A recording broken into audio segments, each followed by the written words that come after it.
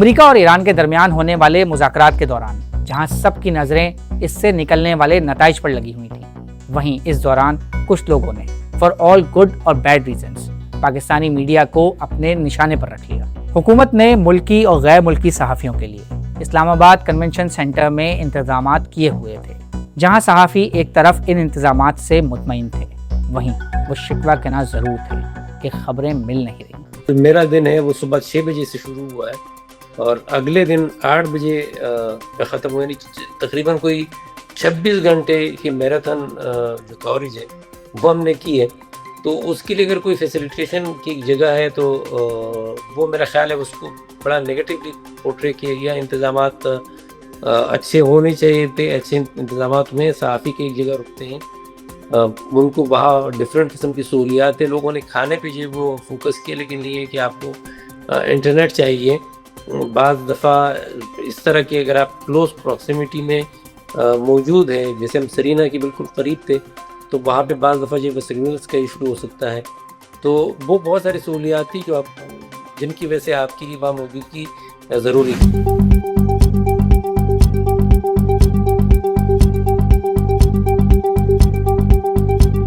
پاکستان میں media facilitation تو آپ کو تو اسٹینڈرڈ تھی اور عالمی معیار کے مطابق میڈیا سینٹر بنایا گیا جہاں پہ تمام سہولیات تھی، لیکن اگر کوئی چیز مسنگ تھی تو وہ خبر تھی، وہ کہ وہاں سے خبر کوئی نہیں مل پا رہی تھی۔ اور ایون کہ جو پرائم منسٹر سے وفود کی ملاقاتیں ہیں، وہ بھی ملاقات ہونے کے کافی دیر بعد میڈیا کو آگاہ کیا گیا۔ مگر یہ خبریں کیوں نہیں مل پا رہی تھیں، خصوصاً پاکستانی میڈیا کو؟ اس کی 2 وجوہات تھیں۔ پہلی یہ سنیے۔ تو بالکل یہ درست بات ہے، لیکن اس کی وجہ یہی تھی کہ پاکستان نے مناسب سمجھا کہ جو فریقین نے ڈیسائیڈ کیا ہے کہ اس سے متعلق خبریں میڈیا ڈومین میں نہیں جانی چاہیے، تو کم از کم پاکستان نے اس کو میک شور کیا ہے۔ یہ آپ درست کہہ رہے ہیں کہ وہ ہمیں عرب میڈیا سے یا ویسٹرن میڈیا سے خبریں ملتی رہی ہیں۔ واشنگٹن سے جو ڈیلیگیشن آیا تھا ان کے ساتھ 7 صحافی جو وائٹ ہاؤس کور کرتے ہیں وہ آئے تھے، تو obviously وہ اس ڈیلیگیشن کے ساتھ، اپنی حکومت کے ساتھ، ان کے ذرائع کے ساتھ وہ کسی بھی پاکستانی صحافی سے زیادہ جڑے ہوئے تھے۔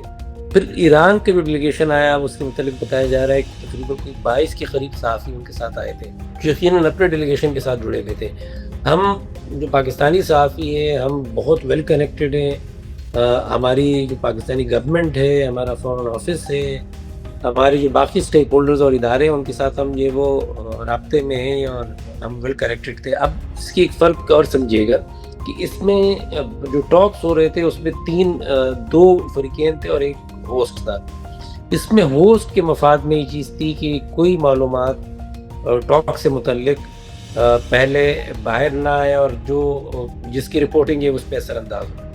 جو پارٹیز ہیں ان کی مفاد میں ایسا تھا کہ بعض صورتوں میں کچھ معلومات ایسی تھی کہ چونکہ وہ پارٹیز تھی اور کچھ معلومات کا آنا ایک ماحول بنانے کے لیے وہ ضروری تھا، تو وہ اس حساب سے اپنے جو صحافی ان کو خبریں دے رہے تھے اور ان کے پاس خبریں آ رہی تھی۔ اور ہم جو آپ نے دیکھا ہوگا ایون امریکن صحافی سے زیادہ جو ایرانی سورسز تھے وہاں سے خبریں زیادہ آ رہی تھی۔ تو یہ جو اسٹرکچر تھا اس کے حساب سے پاکستانی صحافیوں کے لیے بہت فیوریبل نہیں تھا، لیکن اس کے اندر بھی خبریں ہوئی ہیں۔ ٹاپ شروع میں وہ ہم نے رپورٹ کیا ہے بالکل انٹرنیشنل میڈیا کے ساتھ ساتھ، یعنی جو باقی میڈیا ہے امریکن اور ایرانی میڈیا ہے اس کے ساتھ ساتھ ہم نے رپورٹ کیا اور چیزیں ہوئی ہیں۔ لیکن یہ ہے کہ obviously 3 قسم کے صحافی تھے، وہ 3 قسم کے ملکوں کو ریپرزینٹ کر رہے تھے، وہ جو امریکی صحافی، پھر ایرانی صحافی، پھر پاکستانی اور باقی جو انٹرنیشنل اداروں کے صحافی ہے وہ ان کو آپ ایک کیٹیگری میں ڈال سکتے، تو ان کے پاس یہ والا لمیٹیشن تھا۔ لیکن یہ کہ ایسا نہیں ہے کہ صحافی وہاں موجود تھے اور کوئی خبریں نہیں تھیں۔ مگر جہاں ایک طرف پاکستانی میڈیا میں خبریں نہ آنے کی وجہ امریکی اور ایرانی میڈیا کو ان خبروں کا لیک کیا جانا تھا، وہیں سیلف سینسرشپ یا پھر ذمہ دارانہ صحافت بھی اس کی ایک اہم وجہ تھی۔